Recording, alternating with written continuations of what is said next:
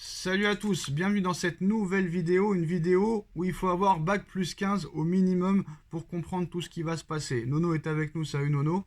Salut Chacha. Alors Nono, on va commencer doucement avec la prolongation de Presnel Kipembe jusqu'en 2026. Voilà, Presnel Kipembe devrait subir une correction chirurgicale ces prochains jours afin de retrouver au plus vite la compétition, annonce le Paris Saint-Germain dans le communiqué de sa prolongation jusqu'en 2026. Alors pour tous ceux qui comprennent rien, qui n'ont pas grand-chose dans le cerveau, en expliquant mais pourquoi il prolonge, ça fait un an qu'il n'a pas joué, et nanani nanana, bah c'est simple, comme vous le savez, maintenant il y a l'Arabie Saoudite, il y a le Qatar, c'est mieux de le prolonger plutôt que de le voir partir gratuitement, et ils savent que même s'il ne revient pas, ou même s'il revient, mais à un petit niveau, ils pourront toujours le vendre à un Saoudien ou à n'importe quel autre club. De toute façon, Kipembe est formé au club, donc il rapportera de l'argent quoi qu'il en soit, n'est-ce pas Nono?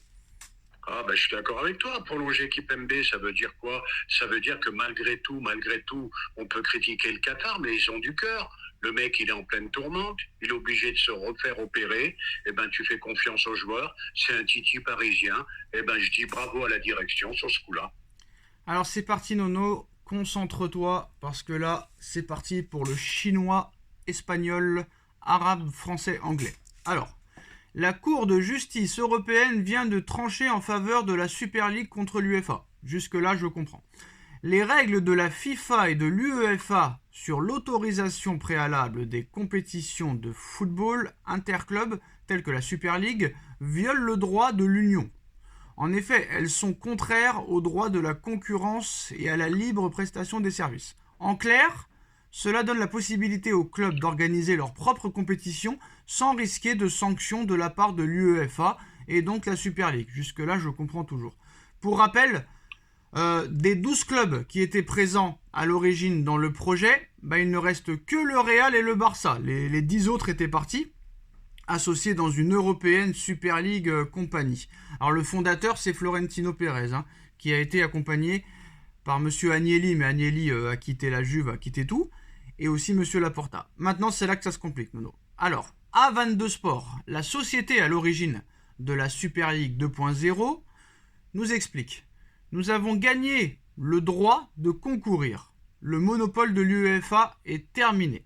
Le football devient gratuit. Alors déjà, je ne sais pas comment tu vas pouvoir avoir des revenus si le football est diffusé gratuitement. Bref, on verra plus tard.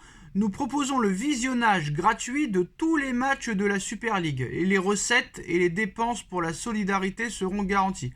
Les clubs seront désormais libérés de la menace de sanctions et libres de déterminer leur propre avenir. Alors, sanctions de quoi? On ne sait pas réellement.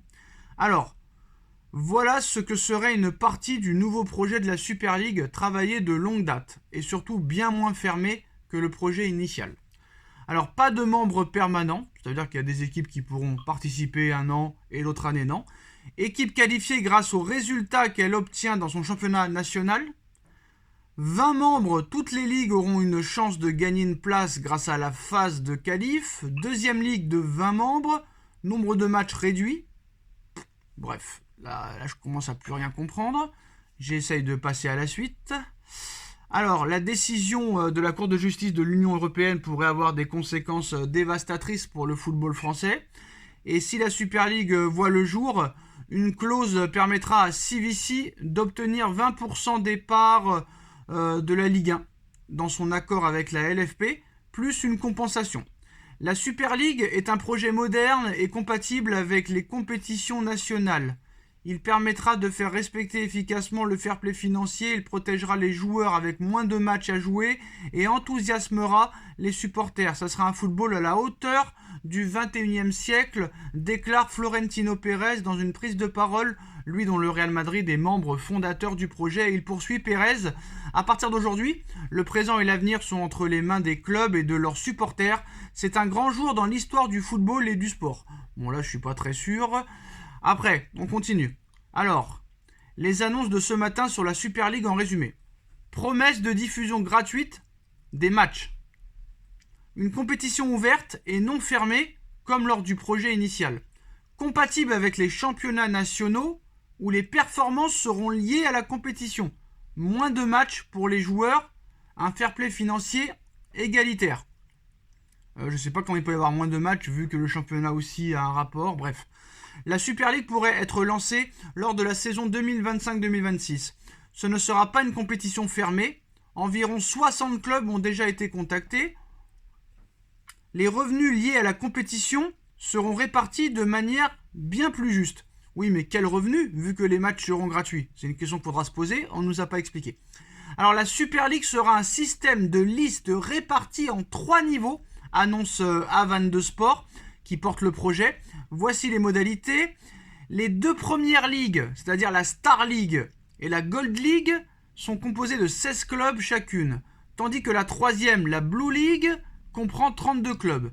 La participation est fondée sur le mérite sportif et il n'y aura aucun membre permanent. Les montées et les descentes entre les 3 ligues ont lieu chaque saison. L'accès à la Blue League sera fondé sur les résultats obtenus dans le championnat national. Les clubs jouent à domicile et à l'extérieur dans les groupes de 8, ce qui donne un minimum de 14 matchs par club chaque année. À la fin de la saison, une phase à élimination directe déterminera les champions de chaque ligue et les clubs promus.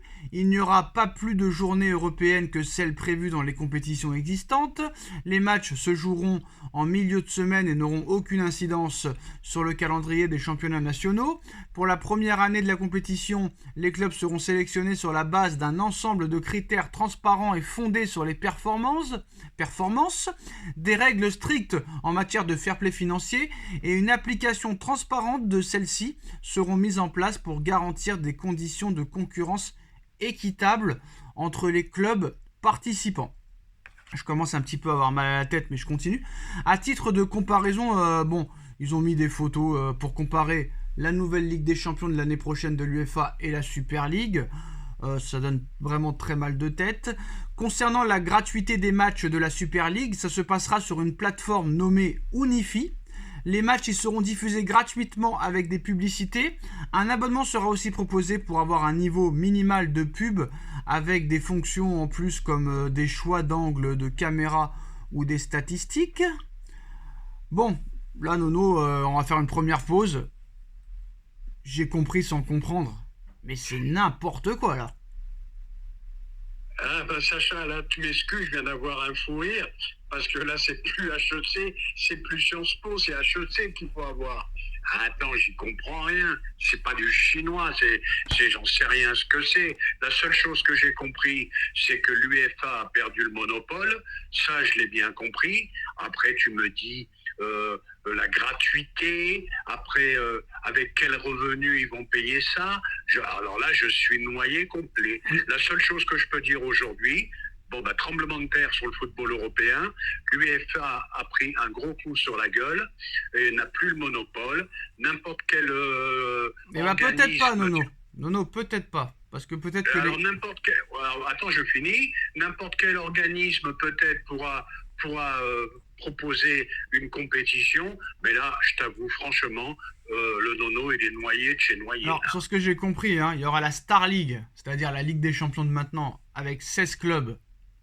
Donc ça veut dire 15 matchs où les 16 meilleurs clubs vont s'affronter. Par exemple, je sais pas, les 4 meilleurs d'Angleterre contre les 4 meilleurs espagnols, contre les 4 meilleurs allemands, contre les 4 meilleurs italiens et peut-être un français ou deux, je sais pas. Après, tu auras la Gold League, l'Europa League et la Blue League, la Ligue Conférence Europa. Et par rapport au classement, par rapport même au fair play, ça n'a rien à voir, ça, on comprend rien. Donc là, je pense que Pérez et Laporta, ils se sont cassés les dents. Maintenant, Nono, là où peut se rassurer l'UEFA, c'est que Manchester United a rejeté officiellement la Super League et réaffirme son soutien à l'UEFA. Nasser Al-Khelaifi va faire une conférence de presse apparemment et lui aussi il va donner son soutien. Le Bayern continue à donner son soutien à l'UEFA. L'Atlético Madrid continue à donner son soutien à l'UEFA. Le FC Séville donne son soutien à l'UEFA. La Ligue 1 donne son soutien à l'UEFA. L'UEFA, Nono et Séphérine envisageraient d'abandonner le nouveau format prévu l'année prochaine de la Ligue des Champions et finalement rester sur le format actuel. À l'heure actuelle, il n'y a pas assez de clubs prêts, de toute façon, à participer à la Super League. Donc, non seulement il n'y a pas assez de clubs, mais il n'y a pas assez de grands clubs. Et Alexander Seferin, président de l'UEFA sur la Super League, a parlé. J'espère qu'ils commenceront leur fantastique compétition le plus tôt possible avec 2 clubs. J'ai vu aujourd'hui des articles de presse de supporters anglais l'appeler la Ligue... on est en train de m'appeler, merci, au revoir. On m'appelle jamais. La Ligue des zombies, carrément, hein, c'est Séphérine qui dit ça, la Ligue des zombies. Ils peuvent créer ce qu'ils veulent. Alors c'est vrai qu'il a raison, Séphérine. Déjà, tu ne peux pas avoir que 2 clubs dans une compétition. C'est tellement le charabia, c'est tellement le bordel dans les règlements que tu ne peux même pas essayer de donner satisfaction à la Super League. Sachant que quand même, Nono, on se rappelle en 2021, hein, au mois de février si je me trompe pas, tout le monde avait laissé tomber l'UEFA. Hein. Tout le monde avait laissé tomber l'UEFA sauf le Real et le Barça. Tout le monde était revenu vers l'UEFA sauf le Barça et le Real. Mais c'est là où Séphérine, je le déteste, Nono. Et c'est là où Séphérine manque de couilles. C'est que le Real Madrid et le FC Barcelone sont tellement importants pour le football européen qu'il ne peut pas les sanctionner, Nono. Donc qu'est-ce qu'ils font, Laporta et Pérez? Bah eux, ils peuvent se permettre de prendre tous les risques, vu qu'ils sont insanctionnables, vu que c'est peut-être les 2 plus grands clubs de l'histoire du football. Et ça m'énerve. Si vraiment Séphérine avait des couilles, Nono, Séphérine devrait suspendre au moins un temps le Barça et le Real, non? Eh ben, c'est impossible, Sacha, avec la nouvelle loi Oui, c'est européenne ce que qui vient de sortir. Quelle loi? Tu peux pas sanctionner ces 2 clubs. Quelle loi? Voilà. Quelle loi? Quelle loi? Ben, t'as la loi européenne la nouvelle loi européenne qui permet à n'importe quel organisme d'organiser cette Super League. Non mais je sais. Voilà. Non mais t'as pas compris ce que je veux dire. En 2021, le Conseil européen n'avait pas donné l'accord à l'UEFA. Je suis d'accord, il fallait sanctionner non, voilà, à l'époque, je veux dire.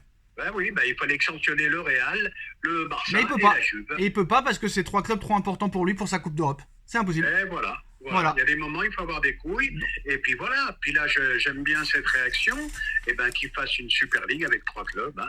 Mais non, Juve, le Real et le Barça, il y a un truc que je comprends pas. Un mec aussi intelligent que Pérez, comment il peut faire un truc aussi bordélique? Parce qu'on comprend strictement rien. Ben, surtout que tu me parles de gratuité. Au départ, je pensais qu'au départ, tout ça, c'était une question de revenus financiers. Là, on me parle de gratuité, de machin, de matchs gratuits. Bon, incompréhensible. T'inquiète pas, ils reviendront vite à la raison et l'UEFA aura toujours le monopole, quoi qu'il arrive. Comme tu as dit, Nasser qui a un gros poste à l'UEFA est contre, le Bayern, etc. Et tant de clubs n'en veulent pas. Donc, ils seront bien obligés de revenir à la raison. Alors, Pérez nous dit qu'il est également possible pour tous les clubs anglais de participer à la Super League sans l'accord de la Première Ligue. Oui, mais attends, je pense que les gars... Alors là, Pérez, là, il y a un problème. La vieillesse, on m'a toujours dit que la vieillesse, c'est un naufrage. Mais là, Pérez, il commence à être en plein naufrage. La Super League anglaise, les clubs anglais préféreront toujours leur championnat à une Super League qu'on ne sait même pas les tenants, les aboutissants. Hein, voilà. Alors, Nasser Al-Khelaifi a parlé à l'ECA, sans le dire expressément, hein, puisque sa position est déjà connue depuis très longtemps. Nasser Al-Khelaifi a bien fait comprendre son rejet de la Super League une fois de plus. Nous avons tous les clubs avec nous ensemble. Nous sommes fiers d'être un partenaire de l'UEFA. À l'ECA, nous avons tous les clubs avec nous, sauf 2. Ils parlent de liberté, mais c'est une ligue fermée. Ils y croient une victoire dans la décision de la Cour de justice européenne, mais moi non.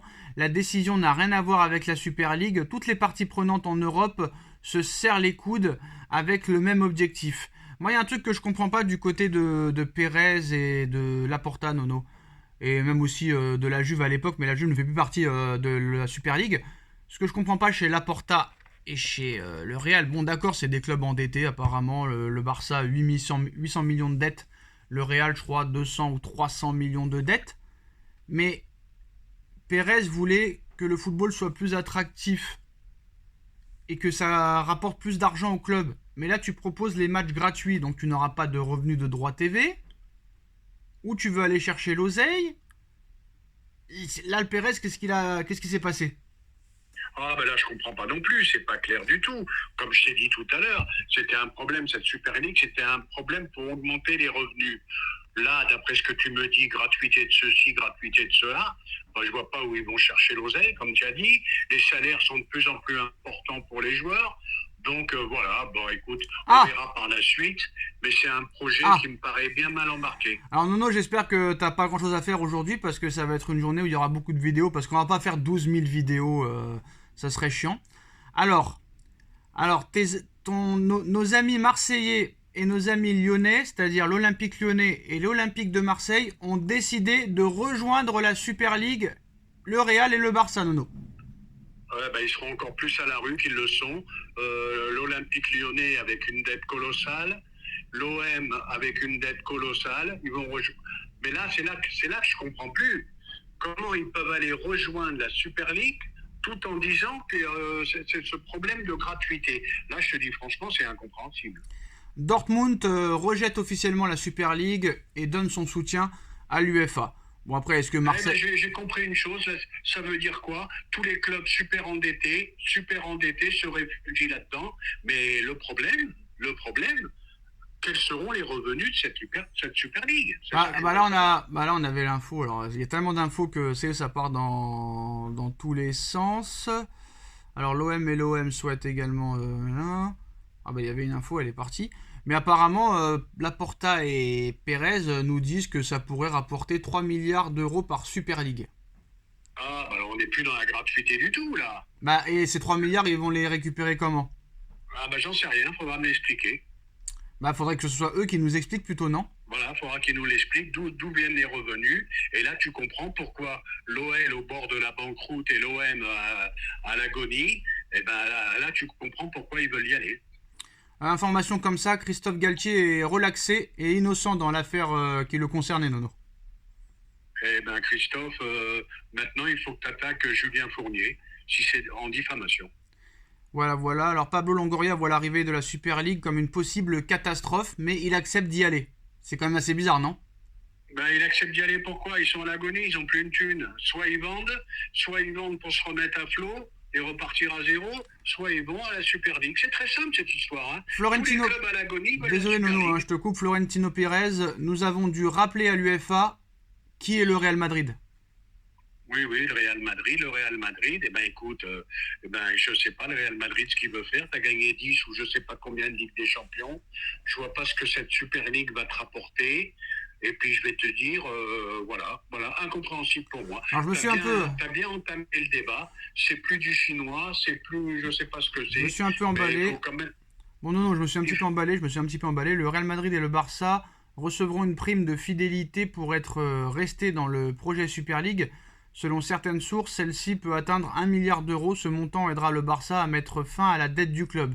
Est-ce que c'est pas toute cette chamaillerie n'est pas fait pour que le Barça et le Real n'aient plus de dette, Nono? Bien sûr, Sacha. Je viens de te le dire il y a 2 minutes. Un truc que je comprends pas, Nono. Attends, un truc que je comprends pas là. S'ils reçoivent une dette, une enveloppe d'1 milliard d'euros, qui c'est qui va leur donner cette Ça, faudra m'expliquer. C'est qui? C'est A22 Sport là qui... Je sais que c'est...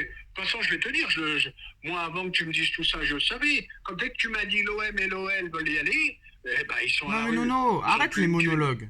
Arrête les monologues. A22 Sport, là, qui apparemment, c'est eux qui vont créer tout ça. C'est eux qui vont donner 1 milliard d'euros à monsieur Pérez et Laporta? Je sais pas où ils vont les sortir, faudra m'expliquer. Oui, mais on sait pas qui c'est. Tu sais qui c'est, toi, A22 Sport? On ne connaît pas. Donc voilà, on ne sait pas combien il pèse, donc faut pas dire non plus... faut pas être définitif comme ça. Donc voilà toutes les informations. En tout cas, moi franchement Nono, d'accord, j'ai pas été loin à l'école, mais alors là moi je comprends pas. T'as un mec comme Longoria, il est phénoménal. Il voit l'arrivée de la Super League comme une possible catastrophe, mais il accepte d'y aller là-bas. C'est qu'une question d'oseille, Sacha. Ma foi, tu te poses la question. Alors tais-toi. Tais-toi et dis plutôt que tu rejoins et que tu parles pas, parce que c'est n'importe quoi. Et voilà. Donc, victoire pour la Super League, mais à l'arrivée, pas de club, quoi. À l'arrivée, pas de club, et je pense que l'UEFA sera quand même majoritaire par rapport à ce que veulent faire Pérez et Laporta. Donc, mais malgré tout, ça va être quand même un gros bordel dans le football européen. Voilà les gars, voilà la première partie de cette journée. Je pense qu'il va y avoir beaucoup d'infos tout au long de la journée. Donc on se donnera rendez-vous ce soir dans la soirée pour refaire un petit bilan s'il y a bien sûr des évolutions. Mais en tout cas, malgré que le Conseil européen donne satisfaction et donne l'accord de créer la Super League, pour l'instant il n'y a que 2 clubs, parce que je pense que Lyon et Marseille on les compte pas pour l'instant parce qu'ils sont un petit peu teubés eux. Mais tous les plus grands clubs européens, à part le Real et le Barça, continuent à soutenir l'UEFA, mais sachant que le Barça et le Real Madrid sont quand même deux grands clubs, est-ce que le Real Madrid, dernière question Nono, tu pourras répondre, est-ce que le Real Madrid de Pérez et le Barça de Laporta pourraient convaincre tous les grands clubs européens de les rejoindre? Ça, c'est une question qu'il faudrait se poser. Est-ce que tu penses qu'ils en ont les capacités, Nono? Ah, mais moi, je pense qu'ils en ont les capacités, hein. Malheureusement, l'argent est roi. Ils montrent carte sur table que ça peut rapporter gros. Et il y en a qui peuvent Ouais, mais il n'y a aucune preuve, rapidement... Nono, il n'y a aucune preuve que ça peut rapporter gros, vu que les matchs de télé sont gratuits. Moi, je pense que Ah tout ça, ben, moi, je pense que tout ça, c'est une connerie pour qu'ils règlent leurs dettes. Voilà, c'est tout. Qu'ils règlent leurs dettes. Ça va régler leurs dettes. Le mec qui voulait inventer la Super League, ils ont dit, j'ai eu les deux plus gros clubs avec moi, qui m'ont soutenu pendant plusieurs années. Pour vous remercier, allez, je vous donne 500 millions d'euros chacun. Le Real, ça le rembourse un peu le Bernabeu, etc. L'autre, ça lui rembourse un peu ses dettes. Et tout le monde est content et on repasse à la Ligue des Champions normale. Moi, je pense que ça va être ça. ben une Je peux me chose est tromper. certaine, comme tu as dit, c'est qu'une question d'oseille, hein. Ça, c'est sûr. Oui, mais il faut savoir d'où va venir l'oseille de la Super League, parce que pour l'instant, il n'y en a pas. Ah ben, attendons la suite. Ben voilà, les gars, et on se retrouve dans quelques heures pour de nouvelles informations, s'il y en a. Tchuss. Tchuss.